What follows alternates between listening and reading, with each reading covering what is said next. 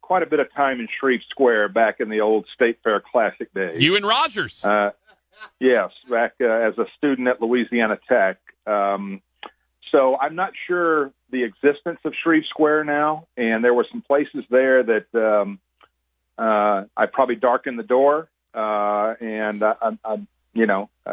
hopefully I've matured since then, but those were some good times in the Port City, no question about it. Yeah, Rogers actually, two of his suggestions were the State Fair game and Shreve Square. So you're in lockstep with my boy Hambone right now, that's not a bad place to be. If you're going to follow along with someone, Rogers is the guy to follow. Rogers knows. Yes, he does indeed. Let's get to the more serious topics, and obviously with the coronavirus going around, it's sort of unprecedented times in athletics in general, not just college athletics, but professional athletics as well.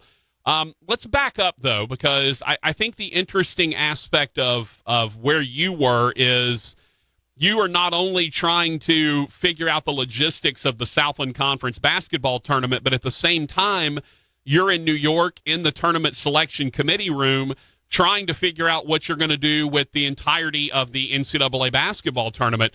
Kind of walk us through the discussions that were had, what was going on, how crazy were things getting as all of these decisions were getting made in such a very short period of time?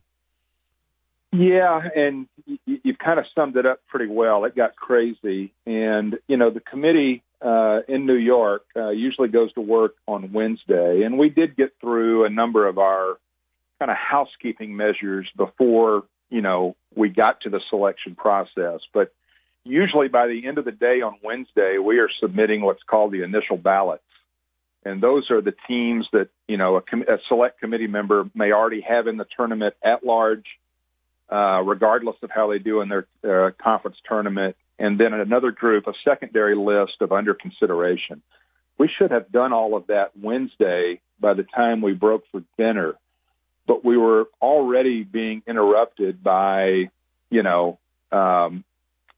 situations elsewhere, whether it was our tournament in Katy with the Southland Conference or another committee member's issues at other tournaments across the country and with other sports teams. So we really got interrupted Wednesday, could not finish our business, tried to get that going again Thursday morning, got a little bit accomplished, and then as conditions were changing all over the country, including at our own tournament, I will tell you at 12 Eastern, 11 Central, when our women's game was tipping off at the Merrill Center in Katy, I had my cell phone to my ear and also listening to a larger conversation about what was going on around the country and how people were shutting down their tournaments.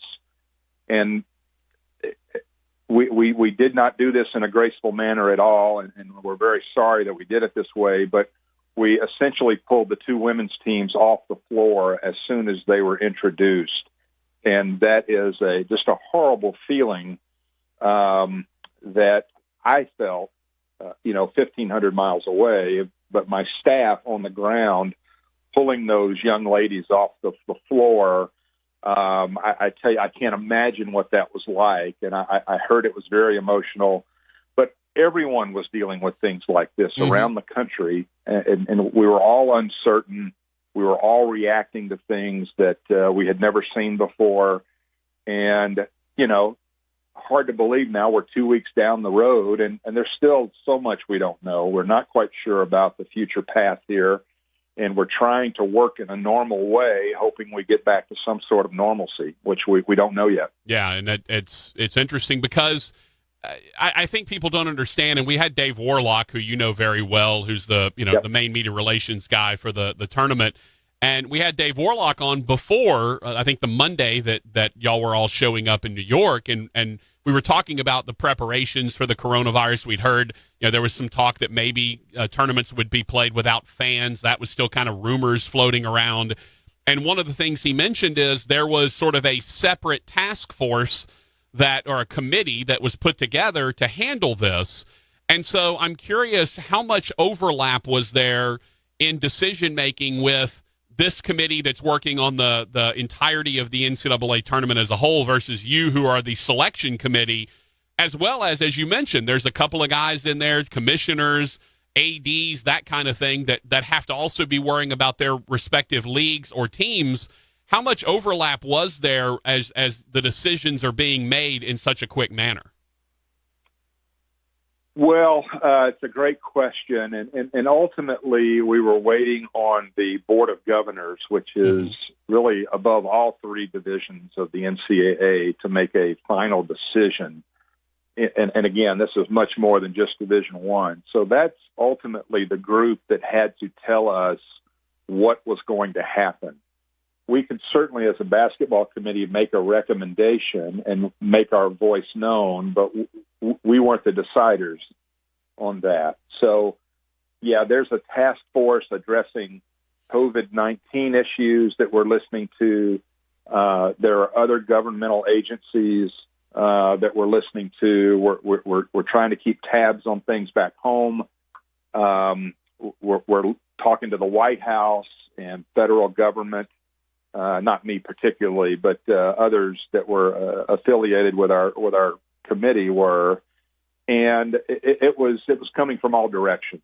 So I wish, with hindsight, there could have been a lot more order to it, but I'm not sure that's possible. Yeah. That might be wishful thinking, but there were a lot of bullets flying in a lot of different directions, and we were just acting the best we could, but I think we came to the realization at a point on Thursday that this just can't happen. And I'm speaking of the NCAA basketball tournament. And there was a somber tone. I don't want to liken it to a funeral because, it's not that, but it was in a way. We were all losing a dear friend, and that's the NCAA basketball tournament. And we just happened to be the group of people in the room when that was decided, certainly from an overarching level from the Board of Governors, eventually late in the day on that Thursday. But it was tough, and it's still tough. I mean, right now I should be down in Houston monitoring practices for the South Regional at the Toyota Center. So that, and forget me for a second, it's just that our country, our world has lost that, with so many other things that, have, come to fruition here. Yeah, I was, Tom, it's definitely one of those you'll never forget where you are kind of moments when everything was, as you mentioned, flying around so fast. I'm in the hotel room. Demons had won their opening game on Wednesday night. You hear the NBA has decided to suspend operations. And once I heard that, I thought, okay, this is all about to start going real, real fast. It was that, do you think, the major tipping point is once everyone kind of heard, all right, the NBA is suspending, chances are this is all going to start moving rapidly? You had to think that way. I mean, we were still, we had gotten to a different decision that we were going to play the NCAA tournament without fans in the building. That lasted about 12 to 18 hours. When the NBA news hit, it became very clear that this was very different. And what passed through my mind was that, well, if NBA players have it, the realization that some of our college student athletes could have it as well, other people around the tournament, you kind of realize, this is not going to happen like we want it to. And then there was just you're dealing with the various levels of shock and grief and anger and all of that come into play when you do lose someone, close to you. But the NBA decision certainly turned everything. Talking to Tom Burnett, Southland Conference Commissioner and member of the NCAA Selection Committee. Before we move on, I do want to ask, what was the consideration of potentially just putting out a bracket anyway? It was talked about at pretty great length, and our great staff that you mentioned, David Warlock, he's a part of that, your good friend, and they put together some really interesting ideas. The problem we had as a committee was that we still had 19 conference tournaments outstanding. We did not have resolution, and the committee has to have that to put something out. there was no question you could put something out, but then think about all the people, the bubble type teams that would get left out and not having a fair opportunity to play their tournaments and see what really would have happened.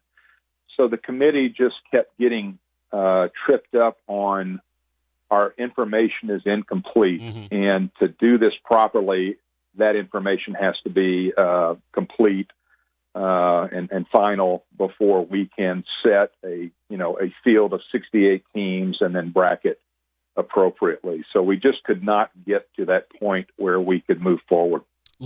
Speaking of moving forward, let's now move forward into spring sports. They were suspended, postponed, ultimately canceled, and now you kind of sit and you mentioned there's still a ton of logistics. The NCAA very quickly came out and said, seniors will get their eligibility back. Spring sports students will get their eligibility back. Now how do you make that work with scholarships? How do you make it work with incoming freshmen? Where are you at in terms of how many meetings are you having? How many conference calls do you have to be on as you and the rest of your conference try to work through all of the various logistics that go along with the decisions that are being made? Yeah, I knew there would come a day when we would have to learn to work remotely, but these past 2 weeks have proven that to be remote on steroids, so mm-hmm. to speak. I mean, everything is now remote. I've got a makeshift office in my house. I've been on 3 conference calls today. There's 4 tomorrow. I think there's 1 over the weekend. So that's how we're conducting business now as we socially distance ourselves from each other. But it is an ongoing process. And what's going to happen here on Monday is the Division I Council, which is the large legislative group, is going to make some final decisions for all of Division I related to the issues you've talked about, the expanded opportunity to compete an additional year, expanded rosters, what the financial issues are going to be. And ultimately, what I think we're going to see is a number of permissive opportunities to, do what's best for our student athletes. And it might be those senior student athletes that get that extra opportunity if they choose it next year. But there's also kind of a rubber meets the road issue here related to financial capability to do some of that. You've mentioned some of the uniqueness of we've got incoming freshmen coming into our campuses that were planned for based on seniors leaving a program. So there's going to be all sorts of implications on how that gets worked out. And it's going to be different in the Southland Conference than it might be in the Big 12 or the SEC. So we're just going to have to kind of wait and see how our schools can work through a lot of that. But it's quite a tangle right now, and we're going to have to, wait and see. Yeah, talking to Tom Burnett, the commissioner of the Southland Conference, and Greg Burke, great athletic director for Northwestern State, sent out an email. I'm not going to, obviously go through it. There's some points in there that aren't public, but basically said, hey, there's going to be an additional cost incurred because you're going to now have more students in a particular sport than you're used to having. The rosters are going to have to be expanded. So we're going to incur additional costs. The NCAA, meanwhile, has come out and talked about the loss of money from the loss of revenue from the tournament. We're hearing all sorts of reports about how much less money is now coming into the coffers of various conferences and on down. I know you can't speak with a lot of specificity with any of this, but maybe I guess address the challenges that are there just financially in terms of, okay, you now have to expand rosters. You have to, you're going to be paying more money because there's more kids and more student athletes. And at the same time, you're getting less money from the NCAA. How do you kind of get through that? What are, I guess, maybe some of the ideas or anything that have kind of been bandied about how you get through a double whammy financially like that? Yeah, and that's a great point, and that's the issue we're all facing. Is we're all going to take a significant haircut here, hopefully limited to just this 1 year. But when the NCAA loses the event that provides about 85 to 90% of its annual revenue that gets distributed onto us in Division I, something's got to give, and we've got this square peg we're trying to fit into this round hole, and it's just not going to work. And the realization will be that a lot of those decisions at the local level are not going to be a lot of fun. Perhaps, the worst thing in the world you can do is take away an opportunity from a senior student athlete. And but some of that may be decided for us based on our finances. Mm-hmm. And we're going to, again, have to wait and see. And you don't want to be in that position, but there's going to be some tough decisions made. And you mentioned somebody like Greg Burke, and nobody works harder than Greg and is creative as Greg. And he's going to try to figure it out at Northwestern State the best way he can. But, being the smart, accomplished administrator he is, he's going to have to realize he's got some tough decisions ahead as well. Yeah, no doubt about it. All right, last thing before I let you go, let's leave the doom and gloom. What are you holding on to in terms of silver linings, optimism? Because it could be very easy to just get washed away in negativity and pessimism. What are you holding on to that is good and optimistic moving forward?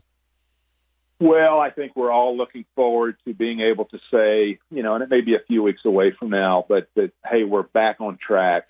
The virus is not what it was. Our medical professionals have made advancements, and that we can all, whether it's societal or it's our little remote corner of the world, college athletics, we can be back on track, sooner rather than later. And that, I would really love to know that we're going to kick off football on schedule in late August, early September, and that all of this is behind us. And again, that's going to require, everybody doing everything to make sure our larger society can get back. And then I want to make sure that, our universities as a whole, setting aside athletics or a certain sports team for now, our universities can get back to the model of instruction and attracting people to campus.